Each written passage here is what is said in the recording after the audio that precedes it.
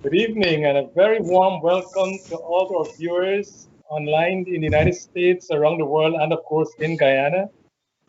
We want to thank Nohar Singh for making this platform available on Globespan 24/7, and of course to Devin Bisu, our technical specialist. This evening, there is no stranger to us in the hot seat tonight. He's well known across Guyana and in the wider world. He's no other than the Honorable Minister of Finance, Dr. Ashni Singh. Dr. Singh, welcome to the program tonight. Thank you very much, Charles. Thank you very much, Asquith. Thank you very much for inviting me. It's a great pleasure to be here. And Dr. Rose, my co-host, welcome from Ottawa. You're in tonight. No, Montreal. Montreal. Thanks, Charles. Minister, after the 2015 election, we did not hear much about you. So what kept Ashni Singh busy for the last 5 years? Right. So as you know, you quite rightly pointed out, Charles, that after the 2015 elections, I left the government, of course, and for all practical purposes left public life also, and I was quite happy in my new capacity as a private citizen. So for the 5 years from 2015 to 2020, for the greater part of it, I was what I would consider to be a private citizen. I was working internationally, so for much of that time I was out of Guyana, working internationally, doing work for the international financial institutions and in a number of countries outside of Guyana. I think it was, it's already been fairly widely reported when I came back that I was, for much of that time, I was doing work for the International Monetary Fund outside of Guyana.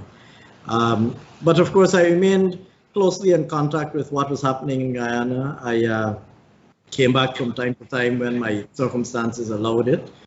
But having been out for 5 years, I must say it's a great pleasure to be back in Guyana. It's a great privilege once again to be in public service in Guyana again. As Dr. Rose mentioned before the program, this last 5 years overseas made you look younger, Minister. What is the secret for that younger look that you have now? Well, I don't know if I necessarily agree with Dr. Rose, but I would happily accept the compliment given that he has offered it. So thanks a lot for you thinking that time has been kind to me. There isn't a secret really, I just live life as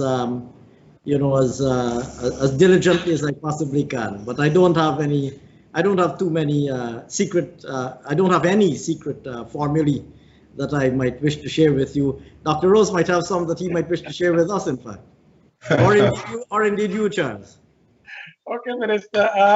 Minister, I know you are one of Guyana's brilliant sons. There is no doubt about that. You have done remarkably well in your last stint as Minister of Finance. And we know that you will do an excellent stint in the next 5 years, and maybe the next 10, maybe the next 15. We don't know. Whatever is providence for you, that exactly will happen. Minister, this morning, the President met with the Mayor of Georgetown, and you were in that meeting. Was it that meeting at the behest of the President, or was it asked for by the Mayor? Do you know? Well, it was a meeting that was called by the President. And so, as you quite rightly said, the meeting was hosted by the President and called by the President. It included myself, the ministers in the Ministry of Local Government, Ministers Dharmalal and Prasad were there. And of course, the Mayor was there as well. The President's invitation to meet with the Mayor is really yet another reflection of President Ali's strong commitment to work closely with every stakeholder across the country. And the examples that I have often given is the fact that on his very first day in office, and I emphasize not his second day or his third day, but on his very first day, working day as president, he convened a meeting with the private sector of Guyana to discuss issues of shared interest and concern. In much the same manner as you would have seen, as your viewers would have seen, President Ali has been reaching out across all sections of society, across all sectors, across all layers and levels of government, um, in a very clear demonstration of his government's commitment, of his strong commitment, and of his government's strong commitment to work closely with all stakeholders across the country, across the board. And so the meeting with the mayor was very much in this context. I mean, of course, the mayor presides over the city council, which is responsible for the capital city of the country. The city council has very important responsibilities as they relate to the city. And so, you know, we have a shared interest and a shared responsibility in ensuring that the city is kept in good order.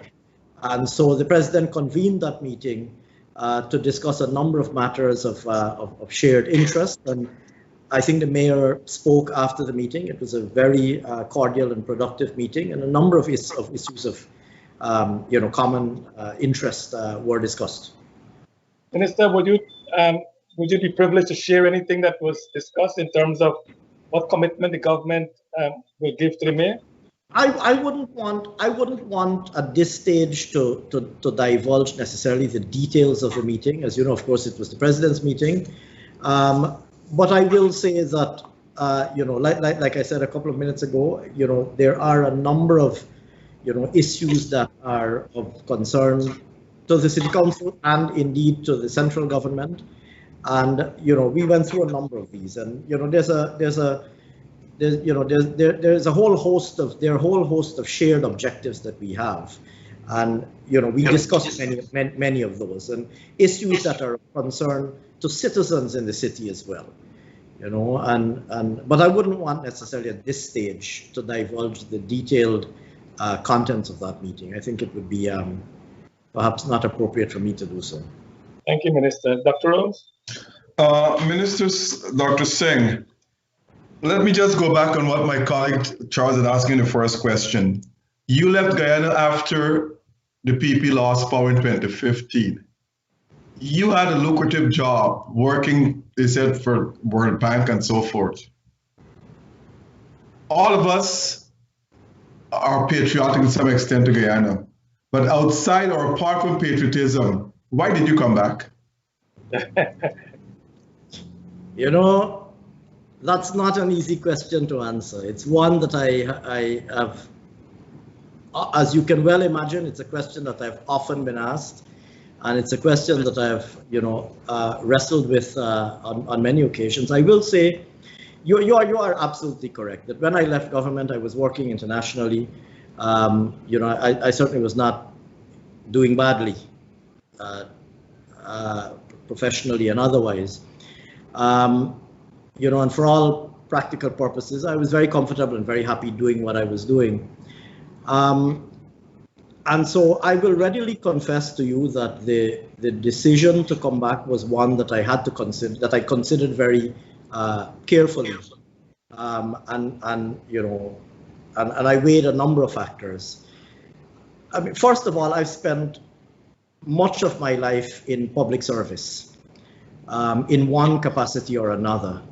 And so for almost all of my professional life, I've been doing public service or engaged in public service in the first instance as a public servant. So as you know, I suspect as you know, as yourselves, both you, Dr. Rose and Mr. Sugrim, as you know,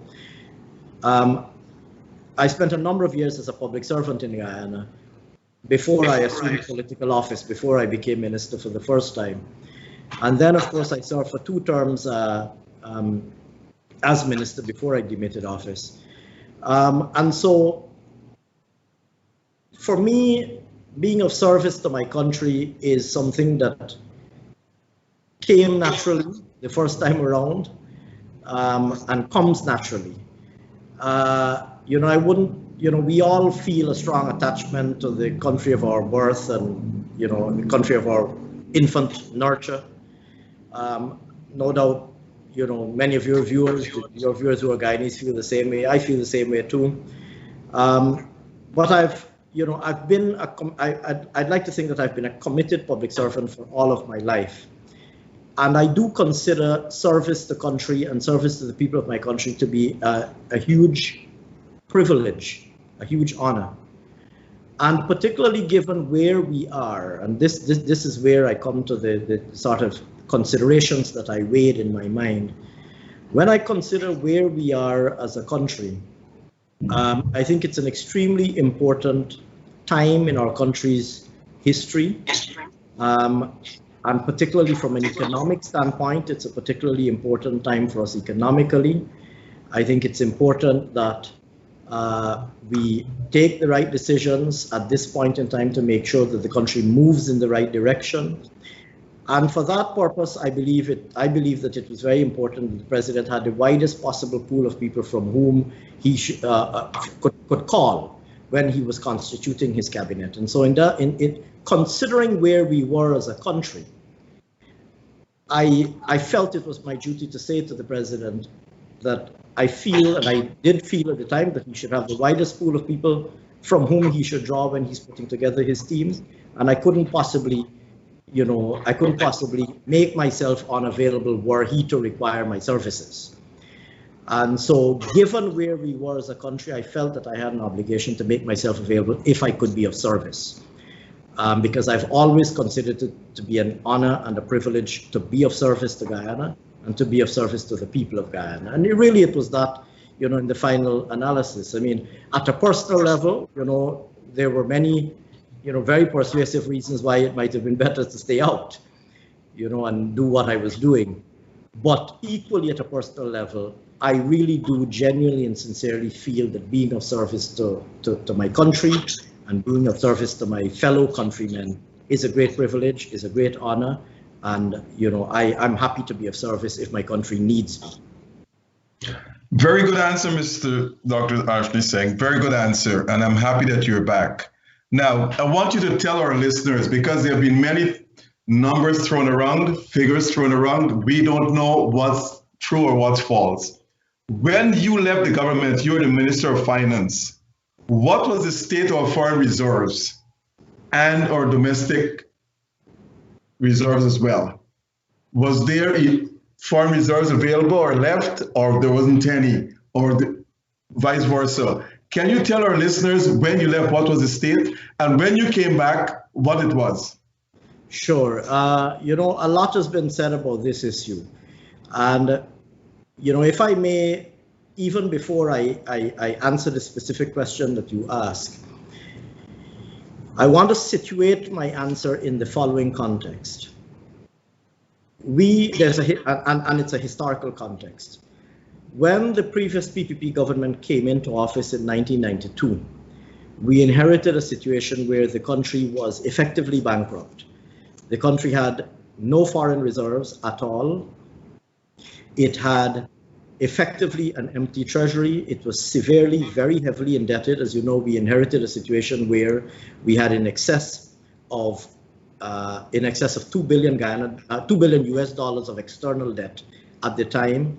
We were spending in excess of 100% of our central government revenue to service debt. And a lot has been said about that. I'm making that point really to set the context for where we were in 2050. What was even more alarming is that the state of indebtedness in 1992 that we inherited, this 2.1 billion US dollars worth of external debt, was not reflected in the economic realities that we saw in the country. So typically, if you contract debt either to for a particular purpose. Even in a household, if you contract debt, you're contracting debt either to acquire an asset. So we all contract debt to buy a house or to buy a car or to buy some asset, or we contract debt perhaps to to accumulate some kind of a buffer for a difficult period, or we contract debt for some other purpose that is visible and tangible. What was quite noteworthy and astonishing was that when we assumed office the first time around, there was this staggering level of debt, but very little to show for it. And we then embarked on a very, very challenging, a very challenging period of restructuring the Guyanese economy to put it in a place where, first of all, we could resume growing the economy so that we grew the economic base, increased productive activity, and by extension, as a result of that, increased government revenue and be better able to service our debt. We also ensured that we borrowed very prudently. Any new financing that we were contracting, we contracted it at the best possible terms, and we contracted it for purposes that would contribute to economic improvement or economic betterment of the country. So we contracted it for projects that would contribute both the short, medium, and longer term growth in the economy, infrastructure, and so on. And we brought the economy to a point, by the time we left office in 2015, we brought the economy to a point where we not only had successfully restructured the level of indebtedness of the economy, but we had also considerably strengthened the productive base. And so the economy was considerably stronger when we left office in 2015 than when we entered office. Now, to give you a sense of where we were, when we left office in 2015, first of all, the economy was growing consistently for 9 years. We had 9 years of consecutive growth. We had accumulated in excess of 600, possibly almost as much as $700 million in external reserves. And we had left in, so that's external reserves, and we had left in the central bank public deposits amounting to tens of billions of dollars. So we were a net depositor in the central bank. The government was a net depositor. That's the situation we left. In addition to, we left a situation where there was significant financing that had been mobilized that was on the verge of being disbursed or yet to be utilized. So I give you some examples here. We had concluded, as you know, a historic partnership with Norway, under which Norway was going to pay Guyana a total of $250 million for climate services that we're providing to the global community. I think you and your viewers know about the Norwegian partnership. That was $250 million, of which quite easily, I think almost perhaps about just under $200 million was still available to be utilized for projects. And mind you, that's not loan. Those are not loans. Those are amounts that the country had earned and was entitled to. We left a situation also where a number of our multilateral and bilateral partners had already approved financing for several projects, whether it is infrastructure projects. So here I'm speaking of multilateral partners like the World Bank, the IDB, and also bilateral partners. Bilateral partners like all of our major bilateral partners had cooperation agreements with us under which significant financing was available for projects. That was the situation that we left in 2015. When we returned to office in 2020, what we found was a situation where, first of all, the economy had not realized, by a very significant margin, had not realized its growth potential. So what do I mean by this? A lot is said about the fact that the economy was still growing. It was still growing in the vicinity of about just under 5%, thereabouts, pretty consistently.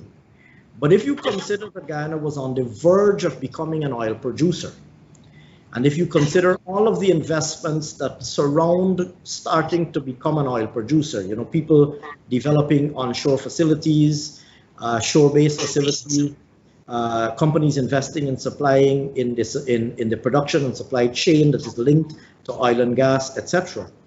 The potential for growth in the run-up to becoming an oil and gas producer is really quite phenomenal.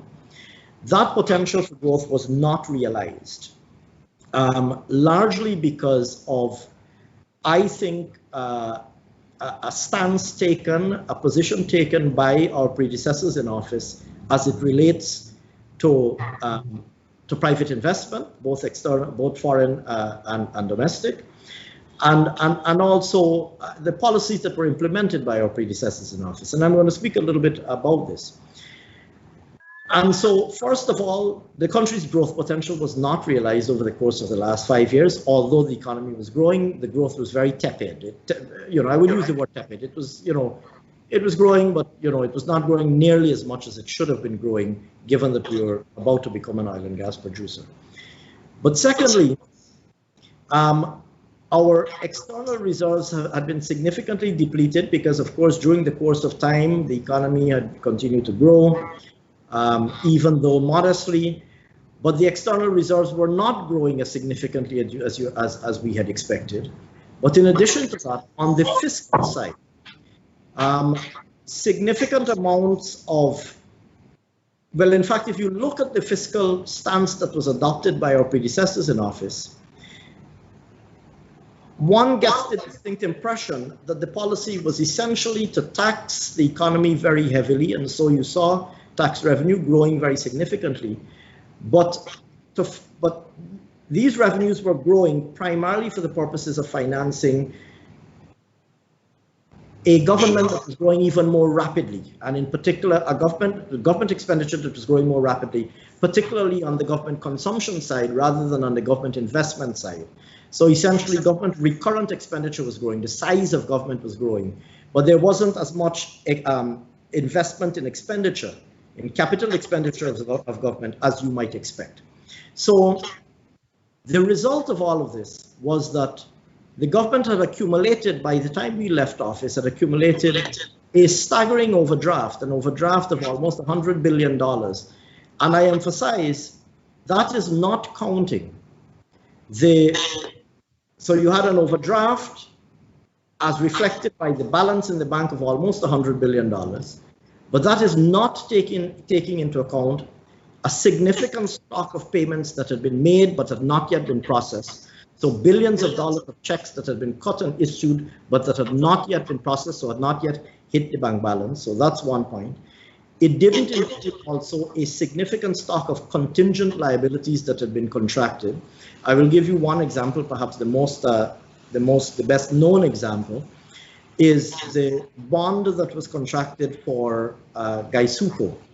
You would know that a $30 billion bond had been contracted for Gaisuco. Out of that, about $12 billion had been, I think in excess of $12 billion had been disbursed.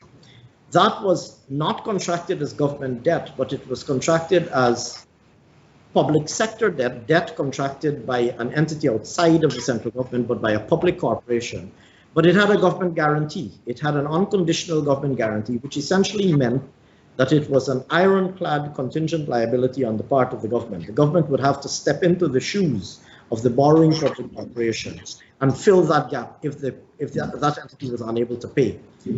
As you know, the entity that was borrowing was NISIL, the beneficiary company was Gaisuco, and of course, we know the state of financing of Gaisuco, and so the reality was that Gaisuco was hardly in a position to repay that debt. And so the fact of the matter is that it really was going to become a government debt inevitably.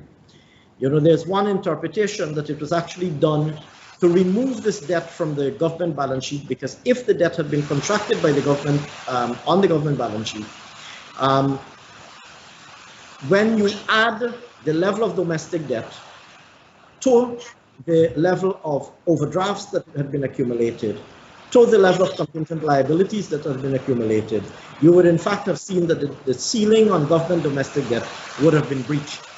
And there is some interpretation that this is why some of these transactions were actually pushed off of the government balance sheet, really to avoid reporting, or really to avoid the situation where the government ceiling on domestic debt was breached. And so the fact of the matter is that we came into a situation where the real economy was facing an extremely difficult situation. By the real economy, I mean the performance of the productive sector. Real GDP was not nearly at its potential. In addition to that, the fiscal balances of the government were in a very difficult situation. Significant amounts of debt had been accumulated. Significant overdrafts had been accumulated at central bank. And government had been grown. So the fiscal demands of government were very considerable.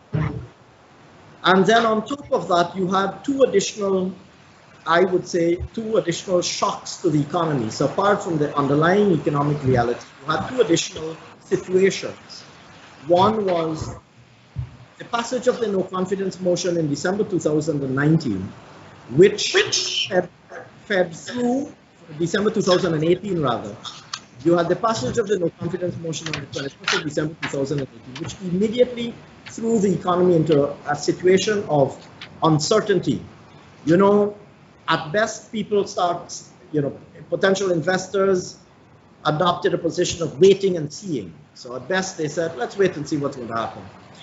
And then, of course, once the 3-month period for holding the election went by, they then adopted an even sort of more cautious stance because there was no certainty when the election was going to be held.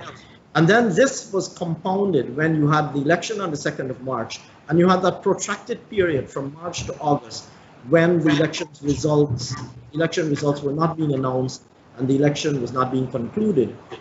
So all of those developments compounded to have a very, very severe shock on the economy. And then I might add, of course, you had COVID-19, which devastated the world. I mean, you have seen in the United States what has happened. Your viewers who are in the diaspora, they have seen what has happened across the world. And so the reality is that you had COVID-19 adding an additional layer of devastation to the economy. Okay. And so that's the situation that we inherited. Okay, Minister. Thanks for that explanation. But I know time is a factor here too. Sure, Charles? Sure. Well, Minister, your successor, it's either two things. It's either he worked with you and he worked with Vice President Jagdeo as budget director. Either you guys did not train him properly or he did not learn. Which one was it? You said my successor. Yes, of course, my successor and now my predecessor. And your predecessor. Right. Now, yeah. Yeah, I mean, look, you are right. You are right that Winston Jordan worked, from 1992 until, for a number of years with successive PPP governments. I don't want to get into a conversation that targets Winston Jordan at a personal level. I mean, I've known him for a very long time, and we were colleagues for many years. I think a government's policies, are bigger than any one individual. I mean, no doubt the finance minister, whoever he might be, has an important role to play. But I think what's clear is that, whether it's Winston Jordan or the APNU overall, the fact of the matter is that the APNU AFC government on the whole took a number of policy stances, adopted a number of policy positions. And we could speak, time permitting, if you wanted to go down that road, we could speak about a number of examples of policy positions which are very difficult to understand. First of all, if you're trying to grow an economy, it's extremely difficult to understand why you would tax the economy as heavily as they did. The reality is, of course, you need to raise government revenue to finance government operations, but you can't tax the private sector out of existence. You have to give the private sector enough space to be able to save and invest and expand, and you have to have a fiscal stance that signals to the private sector that you're welcoming to investment rather than that you're antagonistic and hostile to investment. And so, but even beyond the private sector, at a household level, there were a number of decisions that were taken by our successors at the time and now our predecessors in government that are really very difficult to understand. I'm struggling to understand.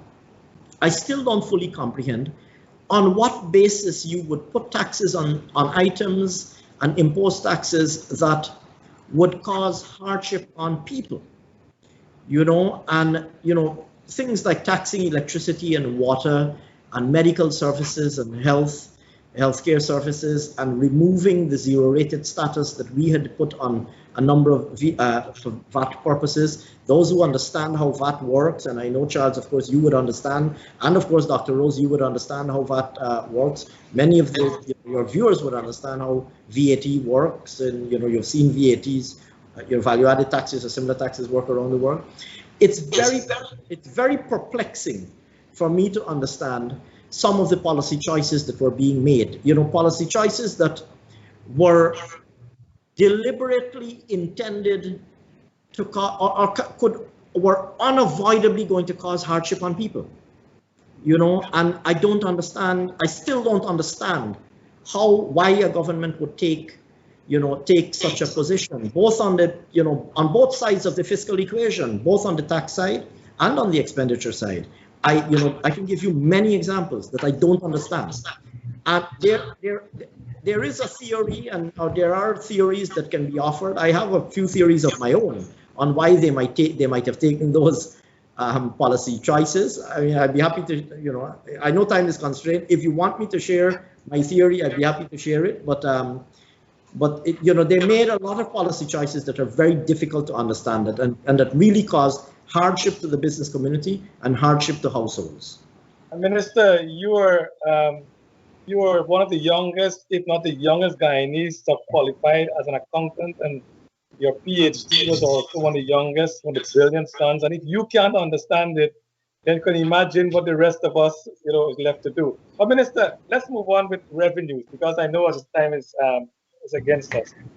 President Ali says that Guyana's resources are useless if they're unexploited. And I believe all Guyanese believe that. They believe what the president says. But Minister,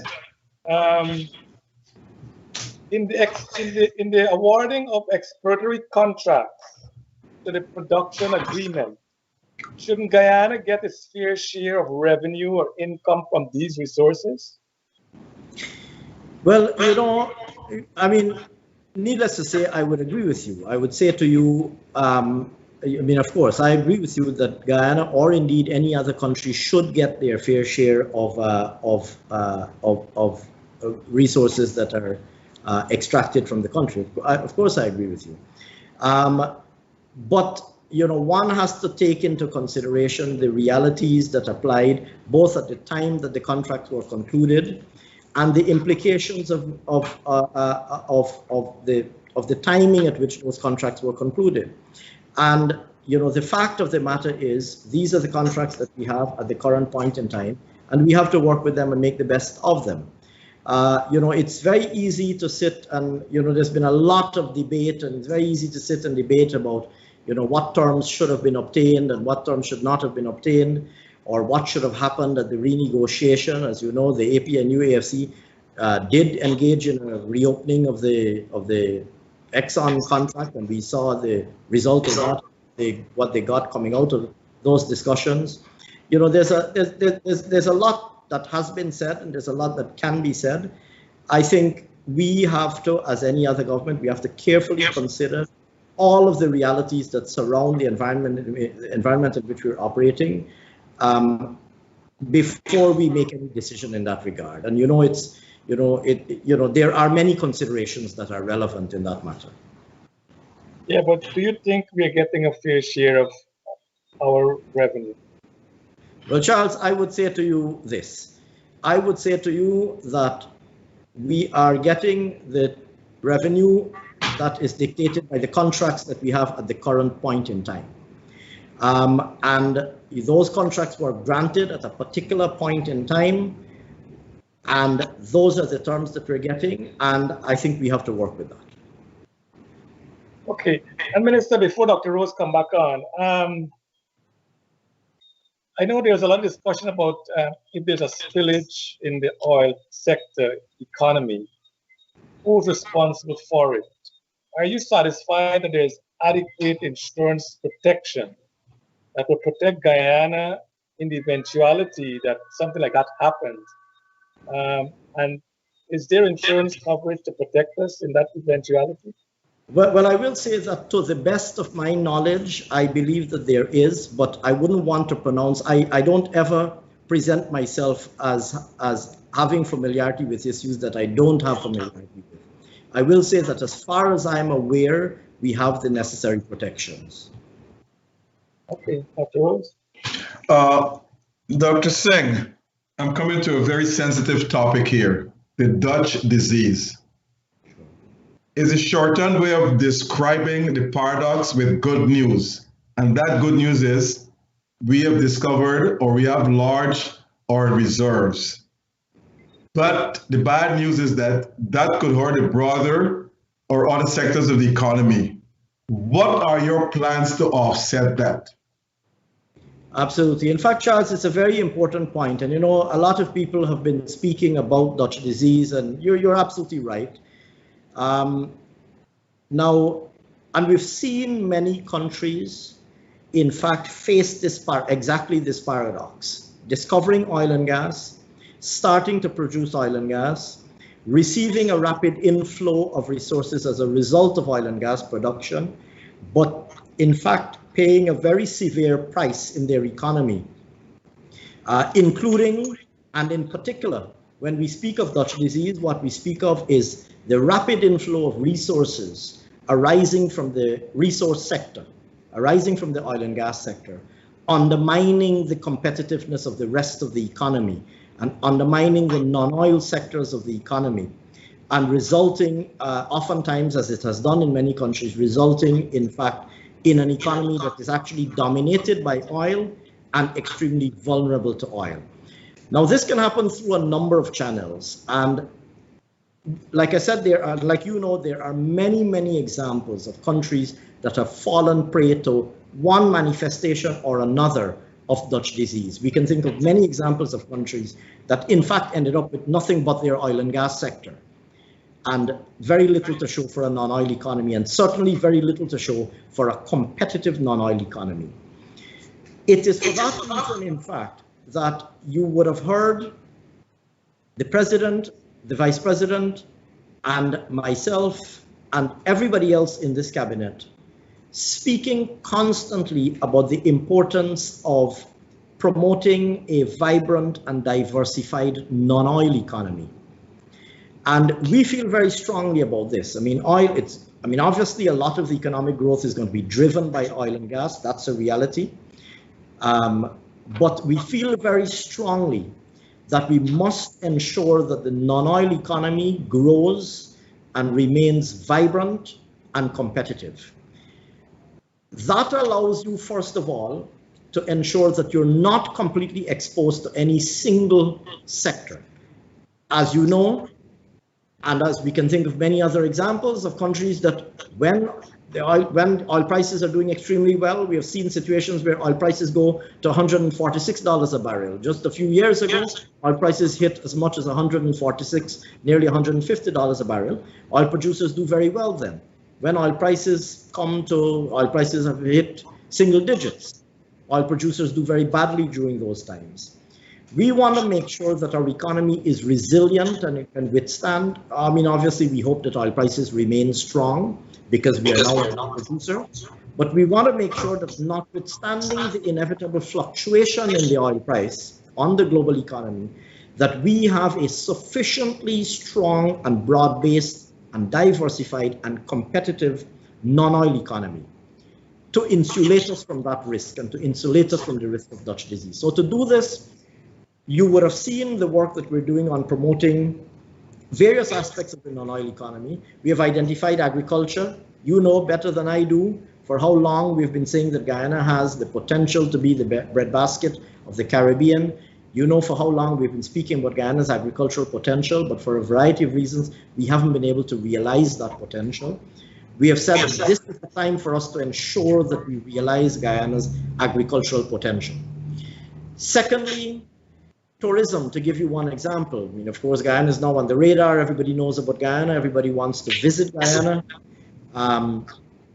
And this is we have an opportunity now to position Guyana to capitalize on our remarkable tourism potential. You've seen the investments that are being made in tourism. You've seen, in fact, the remarkable private sector response to our call for investment in the tourism sector. We see tourism having remarkable potential. But we also see a number of other sectors, things like logistics, things like services, things like construction, things like financial services, really all aspects of the non-oil economy. We see this as being, this is the moment at which we must ensure that we have a competitive non-oil economy to serve us into the medium and longer term.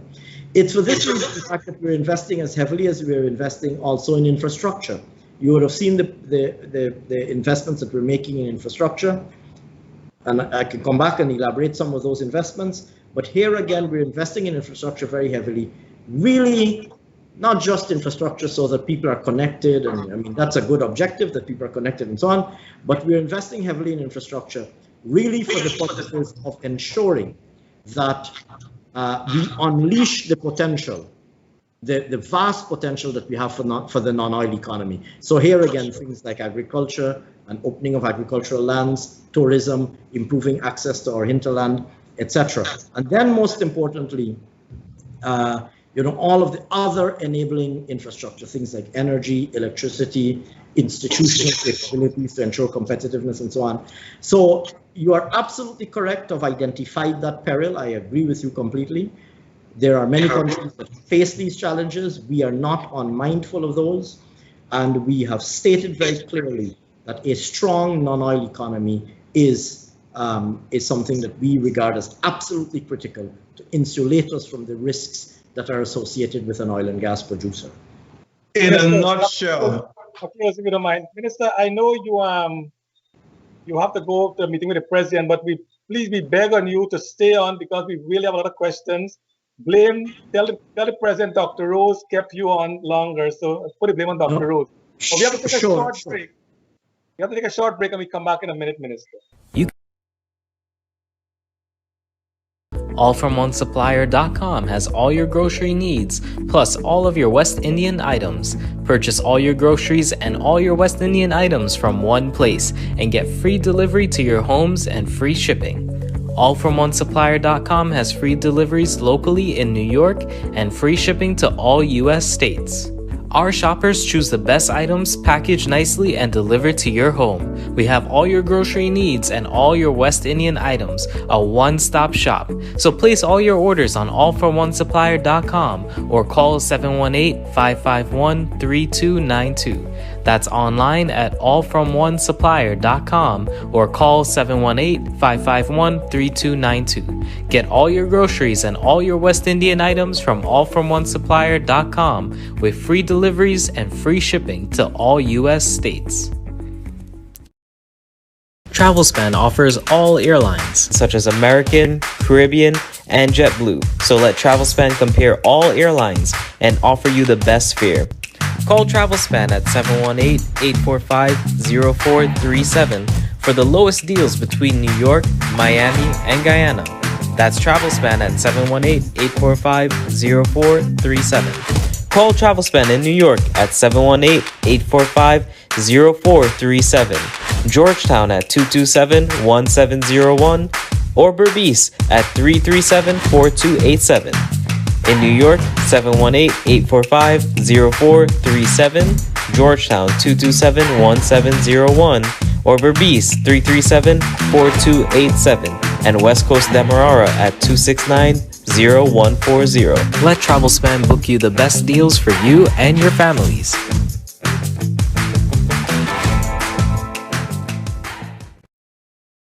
Welcome back to all of Globespan listeners tonight.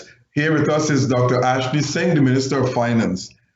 Dr. Singh, tell us in a nutshell how the government intends to spend the oil revenue. And will this be a transparent process? Sure. I'm here again. Dr. Rose, you're hitting all of the important points. I'm glad that you raised that. It's been the subject of a discussion recently, actually. Let me say first of all that I want to put a particular point in context. You ask about the oil revenues. There's a point that is often ignored in Guyana, and that is that The Natural Resources Fund Act was passed in 2019 by the government at the time after the no confidence motion was enacted. So you know the no confidence motion was enacted in December 2018, and notwithstanding that the no confidence motion had been enacted in December 2018, the government still proceeded to push through the parliament. In the absence of an opposition and in the absence of a proper mandate, because they had just lost the no confidence motion, they still pushed through the Natural Resources Fund Act. And that, of course, is the act that governs the management of the oil resources, the oil revenues. And it's extremely unfortunate, and I thought I wanted to mention that background because it's really unfortunate that, considering the importance of that piece of legislation, it's really unfortunate that the government took the position that they were going to push that piece of legislation through Parliament in 2019 after they had lost the mandate. That's very, very regrettable. So we have said that we're going to revisit the NRF Act, the Natural Resources Fund Act. You know, quite a lot has been said of that publicly. The VP has said publicly. The Minister of Natural Resources has said publicly. The President has said publicly. We will be revisiting the Natural Resources Fund Act. And we're going to be looking at ways in which we can strengthen that act, both in terms of the management and governance of the fund to make sure that a very strong and robust arrangement is in place to manage the fund.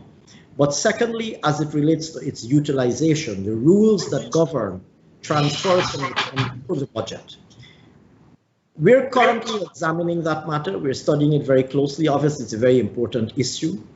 We are studying it very closely and considering options. At some point in time, once we conclude an arrangement that we consider to be optimal, we're going to be going to Parliament with the relevant amendments or the relevant enactments. But until such time as you've seen, we have been saving all of the resources in the fund. So right now, we have not used any of those resources. We've been accumulating the resources in the fund, and we've been extremely transparent about the accumulation of those resources. We've been publishing every time there's a lift and there is a deposit into the fund. We publish those facts, and we publish statements. We publish cumulative statements on the amounts that are collected and accumulated in the fund. Going forward, once we agree the transfer, once we reform the legislation as it relates to the transfer of the resources from the fund to the budget and its utilization, let me say 2 points. One, the fund, any transfers from the Natural Resources Fund to the budget will be utilized in pursuit of the National Development Agenda. So it will be utilized in line with our national development priorities and in line with the national development agenda that we have outlined. And secondly, it will be processed through the budget.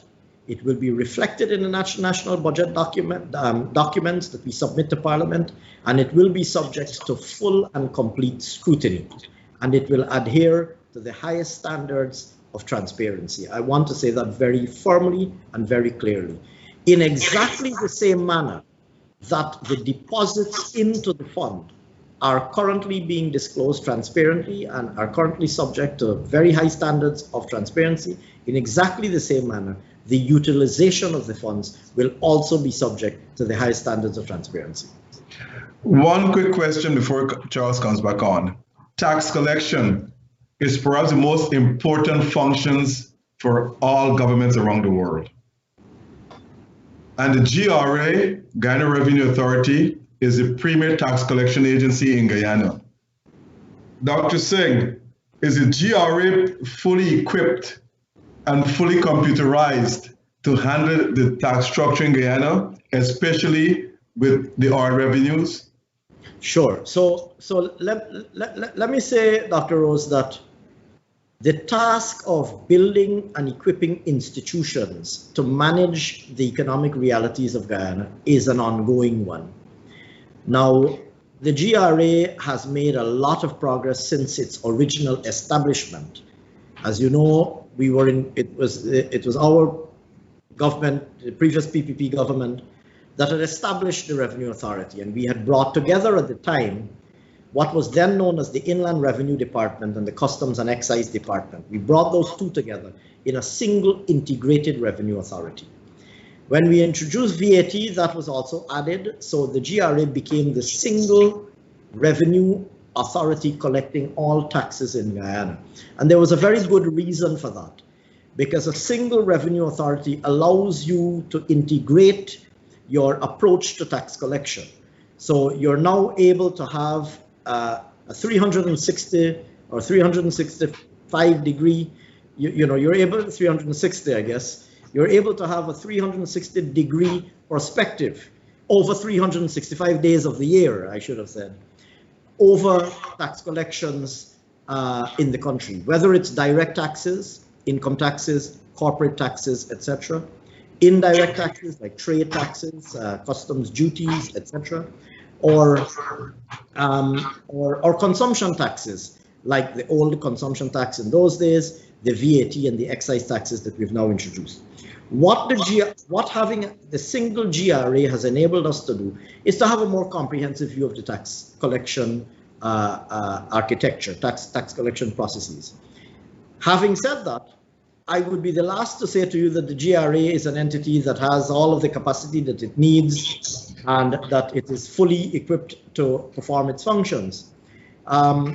We recognize acutely the need to continue to strengthen the GRA, to continue to modernize and strengthen it to respond to the rapidly changing realities of the Guyanese economy. And so to give you an example, right now, literally as we speak, we are currently in the process of implementing a new IT system in the GRA that is intended to modernize its operations. To give you one example, we are currently in the process of introducing greater online capabilities so that people can interface with the GRA in an online environment. You know, there's some things that you should not have to go to the GRA to do, to pick up a tax declaration form or an assessment form, or to complete and submit your form. You know, there are a number of services that should be performed, that should be capable of being performed online. So we're currently working on upgrading their information technology, the use of IT by the GRA. But there are a number of other aspects that we're also working on to strengthen. So for example, particularly in the oil and gas sector, because this is a completely new sector to the Guyanese economic landscape, there are new skills that are needed within the tax authority to administer this, you know, to administer the responsibilities or to discharge the responsibilities that we have as it relates to oil and gas. So we're currently working very hard to, you know, there is an oil and gas department that is recently established, and we're currently working on building capabilities in that department, including things like audit capabilities, etc., to be able to perform the important responsibilities that the GRA has with respect to the oil and gas sector. But even more broadly, strengthening capabilities in relation to things like audit, in taxpayer audits, strengthening capabilities in areas such as enforcement. That work is very much ongoing. So I'd say to you,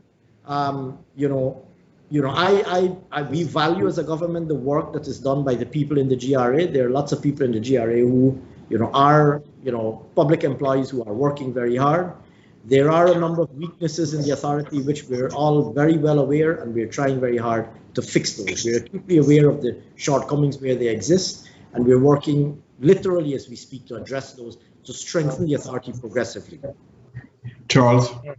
Minister, on the signing of the contract recently for infrastructural work, you issue a stern warning to contractors for quality of work and timely completion. Minister Indar, last week's program also told us that his ministry is going there and ensuring that the contractors are doing the work that they're supposed to do. And I think the collaboration within all the ministries under the Ali administration is doing a fantastic job.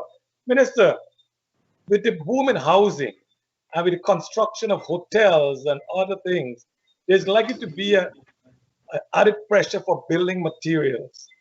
What strategy will the government put in place to ensure that those materials, the prices do not go up astronomically?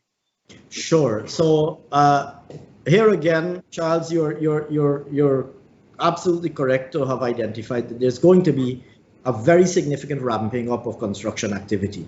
Some of that will be in the public sector, you know, the roads, etc. But there's a lot of private sector construction activity going on as well. You mentioned a few, the hotels. There are other companies building things like headquarters and office buildings, factories, warehouses, etc. And then, of course, you're going to have a construction boom at the household level. So you're going to have households who are getting house lots now because we have restarted the housing program. You're going to have households going to the bank, taking a mortgage, building a home. So you're absolutely correct that there's going to be a construction, there's going to be, we expect a very significant ramping up of construction activity. Recognizing this, we are doing a number of things. We're taking a number of steps to increase availability of construction materials. The first is, of course, on the tax policy side. You would have seen that we've already started to remove some of the taxes on construction materials. You've seen that. So we've started to remove the taxes on things like sand and stone and cement. You saw those measures announced in the last budget, and other construction materials, including things like locally produced roofing materials, locally produced PVC materials, etc. So there are measures that we have implemented on the tax side to try to help to keep the cost of those items as modest as possible. But in addition to that, we're also trying to ramp up domestic production.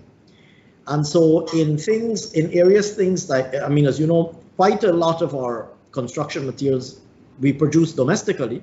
So things like sand and stone, we produce domestically, and some of it is sourced regionally as well. And so here again, we're working very hard to ramp up domestic production. So things like opening of new quarries or encouraging current quarry holders to increase their production. And even in the case of regional importation, we have a market that is open for regional producers of stone. I know that we do import stone from elsewhere within the CET region. One or two Caribbean islands export stone to us. We get stone from Suriname as well. But the emphasis is on both, like I said, easing taxes where possible to ease the pressure on prices as far as we possibly can. But in addition to that, ramping up domestic production to the extent that we're able to. Thank you, Minister. I know with the huge projects, we have to go externally for those projects. Are we going to be trapped by the China Belt and Road Initiative? You know, many countries around the world has been taking money from China and then they cannot repay it. And then China, for instance, in Sri Lanka, they took over a port. In Zambia, they took out airports, electricity company, and so on. In different countries, they've been giving large sums of money and the countries cannot repay. Will we be a victim of the China Belt and Road Initiative?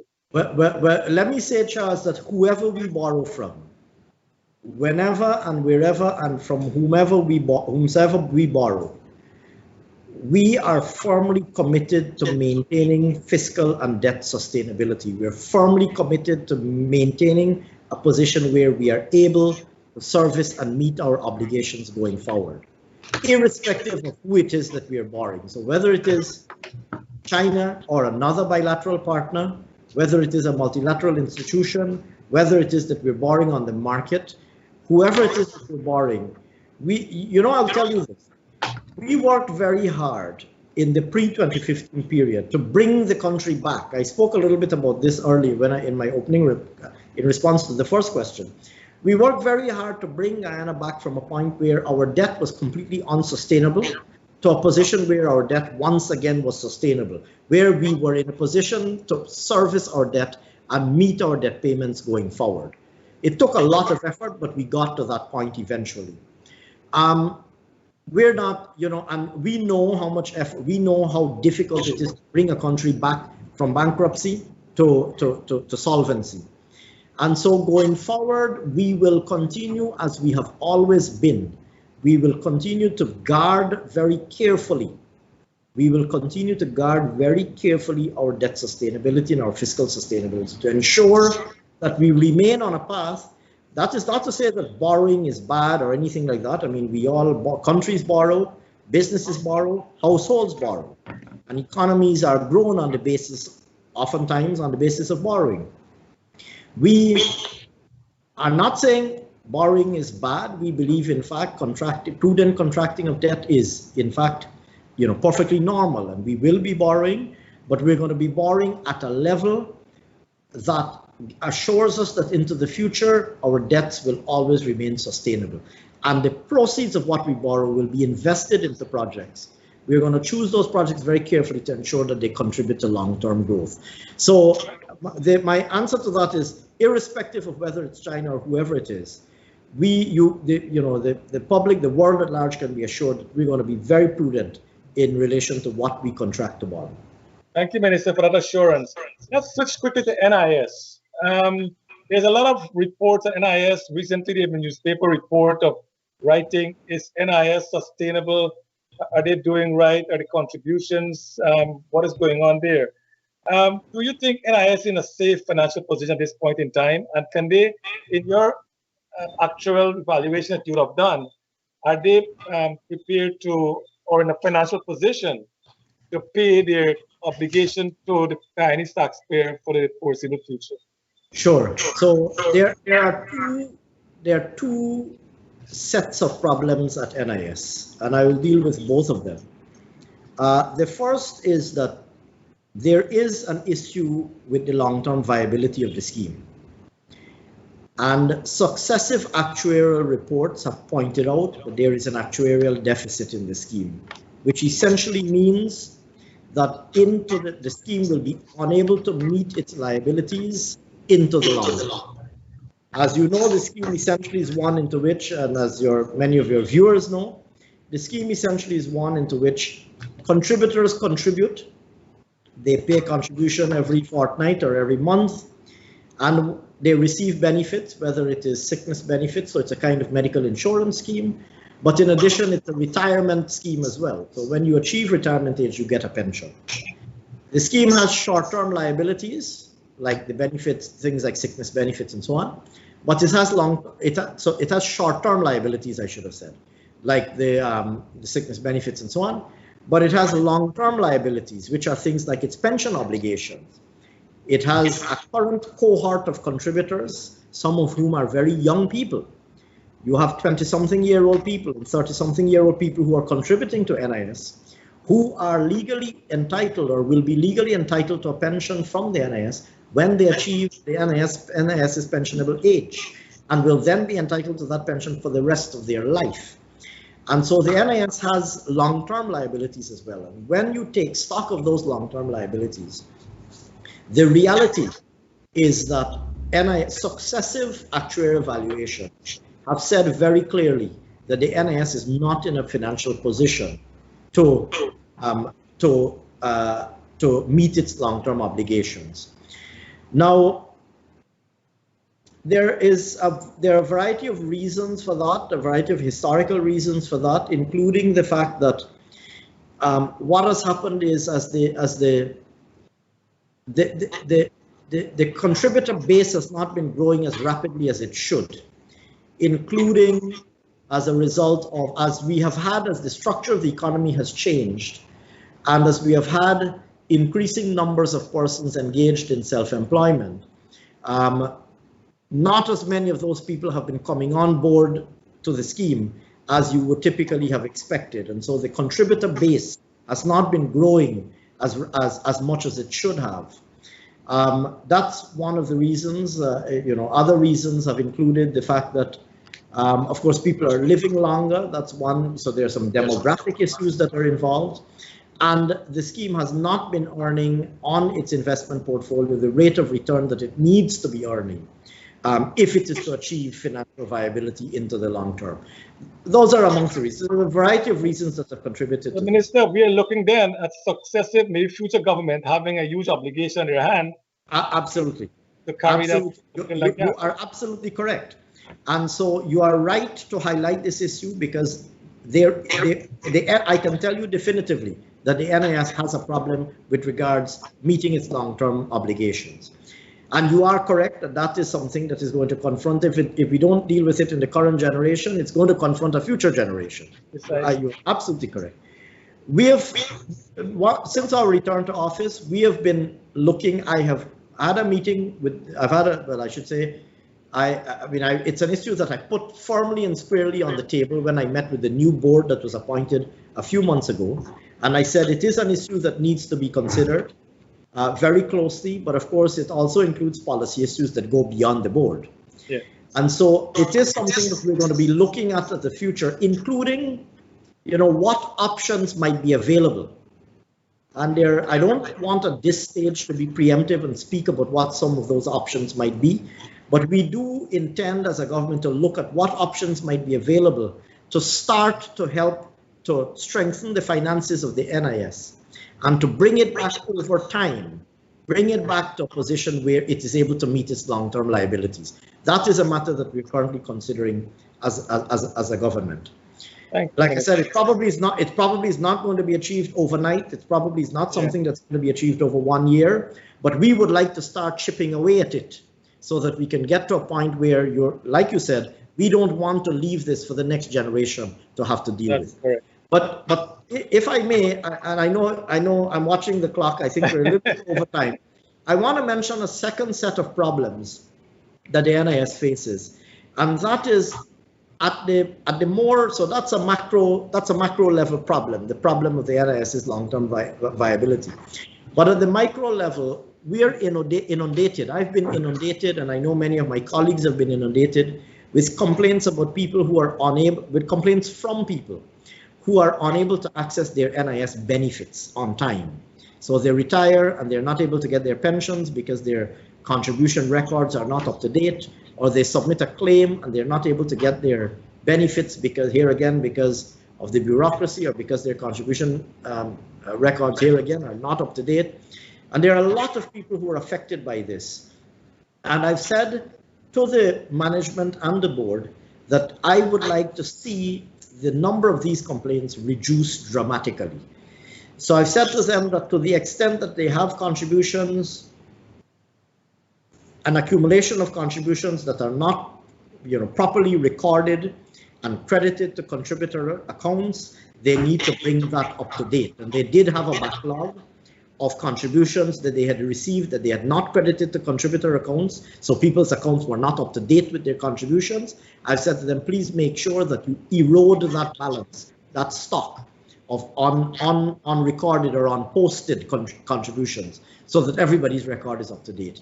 And I've been pressing the management and the board also to do all that they can, implement a number of other measures to make sure that they're more responsive to people's complaints, more responsive to people who are unable to receive their benefits. You would see, for example, that they recently used technology.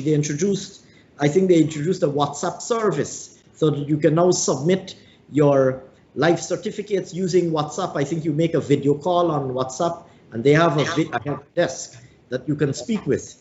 And they see you wherever in the world you are. They see that you're alive, you submit your life certificate and they process your transaction. And I've gotten really phenomenal feedback from the diaspora, who has said to me, this has really been a tremendous help because they're now able to interact with the NIS by WhatsApp from anywhere in the world. So it's something we need to chip away. It's a more micro level issue, being more responsive to beneficiaries, making sure that you deal with people's complaints in a more timely manner, processing their benefits, processing their pensions in a more timely manner. That also needs to be addressed in parallel with the macro level viability of the scheme. Minister, I know Dr. Rose want to come in quickly, but I know there's a lot of issue of transfer pricing. Can you tell our viewers what some of the downsides of the Guyana not receiving adequate revenue because of transfer pricing that companies put on their product when they ship overseas? Sure. Well, it's an issue. You're absolutely correct that this is a risk that open economies face around the world. And transfer pricing and people artificially inflating their prices for the purposes of avoidance of tax in the domestic economy, whether it is at the point of importation, so they avoid import, they minimize their import, they falsify or declare inaccurate prices at the point of import to manipulate the taxes that they pay on importation, or indeed manipulate the invoices for their purchases to reduce the tax on their income, right? So there's the potential for the manipulation of input prices at multiple levels. At the point of importation, in the case of goods and services, you know, there used to be, many years ago when we were in government previously, we identified a lot of problems about falsification of invoices for the purposes of importation. Similarly, you have manipulation of input prices, sometimes for the purposes of avoiding income taxes. Yeah. It's a risk that, you know, open economies face. Will legislation be put in place to correct those anomalies? Well, what I will say is, first of all, you know, there is a lot of room for the GRA to strengthen its audit capabilities. And in this regard, this is one of the reasons why the triangulation between the various taxes that are administered by the GRA becomes important. Because if you have a single authority administering both the taxes that you pay on importation and the taxes that you pay on your profits, then the GRA now has a better capacity to use data from multiple sources to verify what prices are you declaring at the time that you imported items and what prices are you declaring for your inputs when you declare your cost of production and your profit on that cost of production. Now, it's not an easy problem, and I know that the GRA is doing work on auditing. If a case is made to me that there is if a case is made to me that there is a potential for a legislative intervention and there's a need for legislative intervention, I'm open to considering that. Okay. That case, as far as I know, I don't know what was said to my predecessor, but as far as I'm aware, I don't think that case has been made as yet. The door is certainly not closed to possible legislative intervention, but right now that case hasn't been made. The case that is being made is that the GRA's audit capabilities audit and enforcement capabilities need to be strengthened. Thank you, Dr. Okay, Minister, a quick question before you go, and it's a two-part question. Just take 30 seconds to answer. As the Minister of Finance, would you support that part of the oil revenue go towards tertiary education, like free education at University of Guyana? That's part one. Part two, would you also support that part of the money goes to the 291,000 household as a bonus cash at Christmas, any Christmas? I'm not putting a time frame on it. What do you think of those two suggestions? You've asked, you've pushed the boundary a little bit, Dr. Rose, on these last two questions. Always do that. I will reiterate what I said earlier. The government will ensure that the proceeds of our oil and gas sector are spent on developmental initiatives that will contribute to the long-term growth of the economy and to the long-term well-being of the people of Guyana. That's how I would answer your two-part question.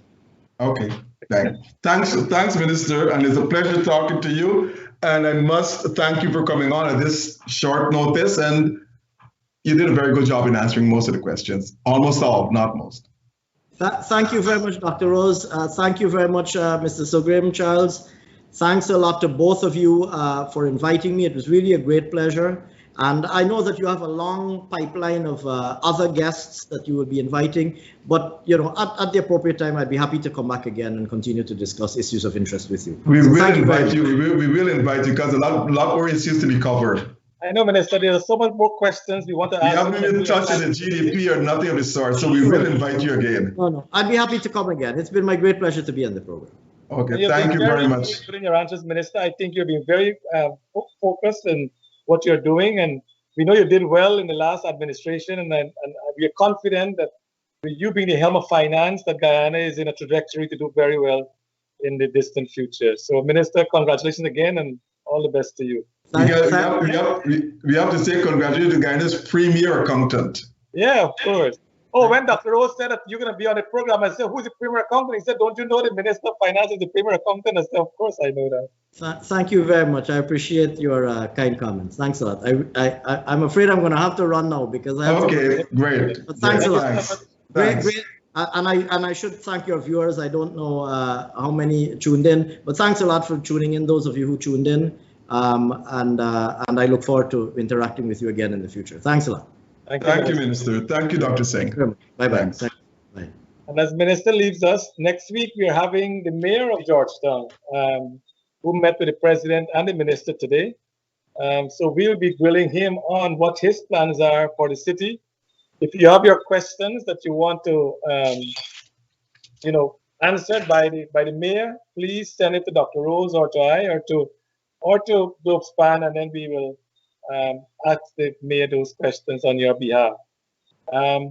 What I want to mention, Dr. Rose, is that sometimes some of our viewers on this program, they seem to demonize us as much as possibly they can, and we can't stop people from making comments. But we try our best. We're not here to gut you questions for our guests. We want them to be, comfortable and answer the questions forthright. Sometimes, of course, as politicians do, they twist the questions around and they go around the question, and that is understandable. But we're not here to draw blood. And I want to ask our audience, please be mindful that we are an informative program. We want information. And maybe the questions we ask do not bring out all the information you need, but we only have limited time as well. So I want to thank you guys for watching us tonight, and we look forward to seeing you in the future. And I subscribe to what my colleague Charles have just said, and I welcome all the viewers, all our listeners, to be mean to me. That's welcome. That's okay. I try to do my best, and if you want to be mean to me, I will accept that. I am not going to shy away from it. But I'll tell you one thing.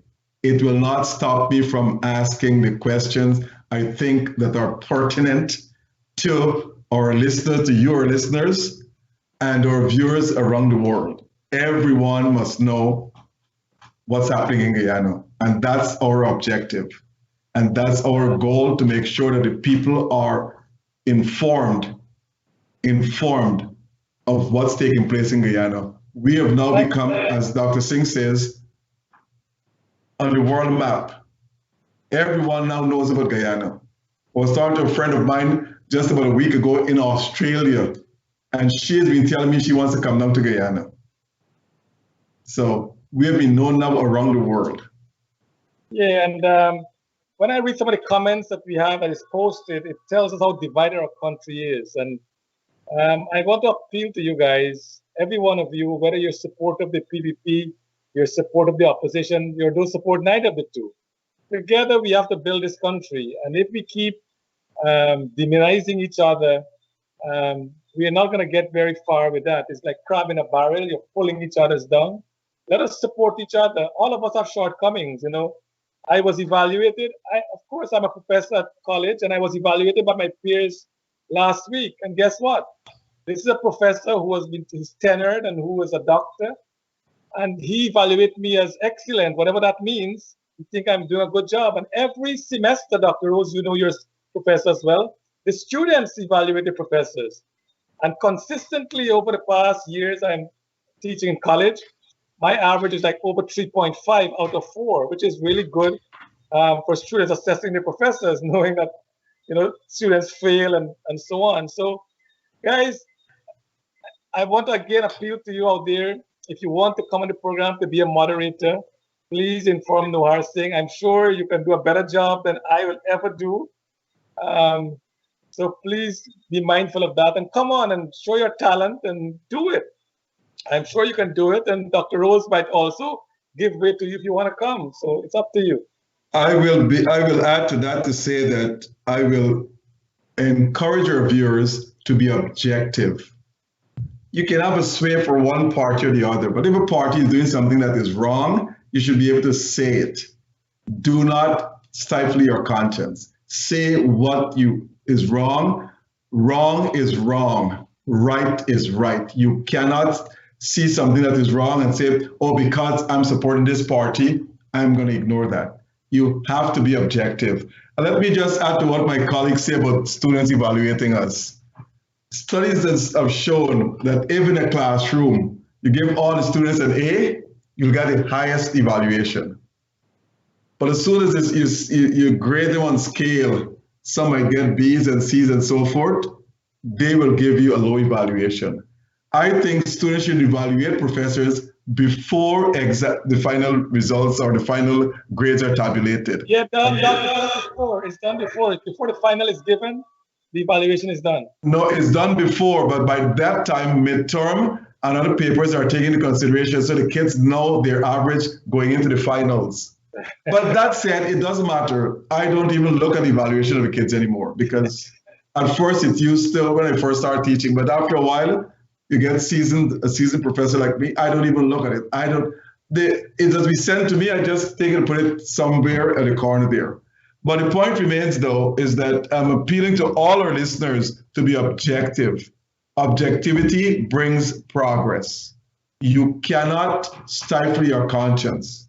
If there are ministers that give your opinion, but be mindful of the language you use. You know, one guy I was reading, he wanted to talk about my mother last week, and I said, what does that have to do with the program? You know, it's really sad that people are getting those kind of comments, and I don't think anyone deserves those things. And I'm just asking you guys to please be mindful. Make your comments. Be objective.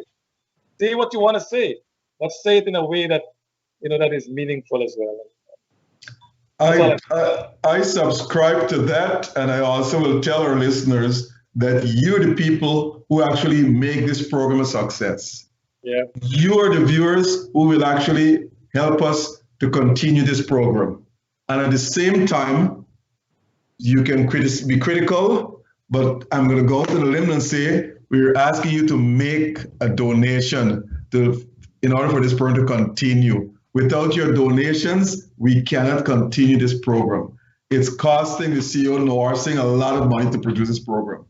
And no one can fish money out of their pockets on a weekly, monthly, or a yearly basis. So we're asking you to make a donation. Please go on the website, Globespan website, and to see how you can make a donation in order to allow this program to continue. It's educational for all of us, Guyanese and non-Guyanese, or all our listeners worldwide.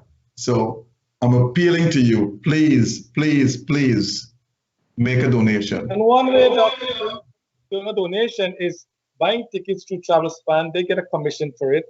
Do your shipping through TravelSpan. They get a commission for it. They have this online purchase. They get a commission from that as well. So those are some of the areas. If you don't want to directly contribute to the program, indirectly you can do it. So at least Noor Singh do not have to carry the burden alone with these programs. It's costly, and we ask you to please support it. If you enjoy the program, don't let it go. It's once with us every Mondays. And I know many of you can't wait for the Mondays to come to see who our next guest will be. Well, as Charles said, as I said, so it will be the Mayor Narayan next week. And he will answer all the questions that we'll ask him. So, but at the same time, again, please donate to the program. Please donate to the program. The following week, we will have some other guests that you'll be surprised by. It's a pleasure to our audience. So we will not stop, but we can only continue with your finance. Go ahead, Charles. You saying something, Charles?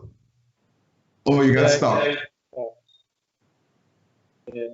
Anyway, we want to thank our audience for staying on with us, and we want to thank Devin and to Noor and to all of you. And we want to thank Dr. Ashni Singh for being so gracious to us this evening. I think he did a marvelous job. He answered the question to the best of his ability, and I think Guyana is in good hands when people like Ashni Singh is in the leadership of our country. As a matter of fact, we want to thank all our guests, from Prime Minister President Ali, Prime Minister Mark Phillips, President Jack Deo, and all the ministers who came on the program, and all our other guests who came on the program as well. And we will like to continue this program. So again, I'm appealing to you for a donation. Thank you, listeners. and have a pleasant rest of the week. Good night to all. God bless you.